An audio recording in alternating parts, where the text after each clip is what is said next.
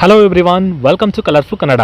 So Karnataka ಪರೀಕ್ಷಾ ಪ್ರಾಧಿಕಾರದಿಂದ ವಿದ್ಯಾರ್ಥಿಗಳಿಗೆ ಇಲ್ಲೊಂದು ಬಿಗ್ ಅಪ್ಡೇಟ್ ಬರ್ತಾ ಇದೆ. ಸ್ಕ್ರೀನ್ ಮೇಲೆ ಅದನ್ನು ನೀವೇ ಗಮನಿಸ್ತಾ ಇದ್ದೀರಾ. UGCET 2025 results will be announced on May 24 from 2 PM ಅಂತ ಹೇಳಿ ಅವರೇ ಒಂದು ಅಪ್ಡೇಟನ್ನು ಕೊಟ್ಬಿಟ್ಟಿದ್ದಾರೆ. ಅಫಿಷಿಯಲ್ ಆಗಿ ತಿಳಿಸಿದ್ದಾರೆ. ಅಂದರೆ ನಾಳೆ ನಿಮ್ಮ CET ರಿಸಲ್ಟ್ಸ್ಗಳು ಬರ್ತಾ ಇದೆ. ಮಧ್ಯಾಹ್ನ 2 ಗಂಟೆಯ ನಂತರ ನಿಮಗೊಂದು ಲಿಂಕ್ ಬಿಡಲಾಗುತ್ತೆ. ಆ ಲಿಂಕನ್ನು ಕ್ಲಿಕ್ ಮಾಡಿ ನೀವು ನಿಮ್ಮ ರಿಸಲ್ಟ್ಸ್ಗಳನ್ನ ಚೆಕ್ ಮಾಡ್ಕೋಬೋದು. ಇದನ್ನು ನಾನು ಹಿಂದಿನ ವಿಡಿಯೋದಲ್ಲೇ ನಿಮಗೆ ಹೇಳಿದ್ದೆ.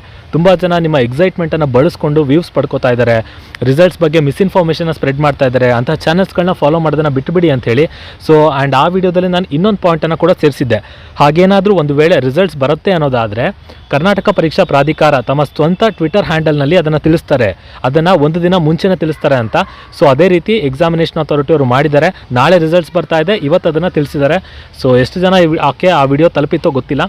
ಆ್ಯಂಡ್ ತಿಳ್ಕೊಂಡಿರೋರು ಗೊತ್ತಾಗಿರುತ್ತೆ ಅವರಿಗೆ ಏನಾಗಿರುತ್ತೆ, ಏನು ಅಪ್ಡೇಟ್ ಅಂತ ಹೇಳಿ. ಸೊ ಫೈನಲಿ ಅಪ್ಡೇಟ್ ಬಂದಿದೆ.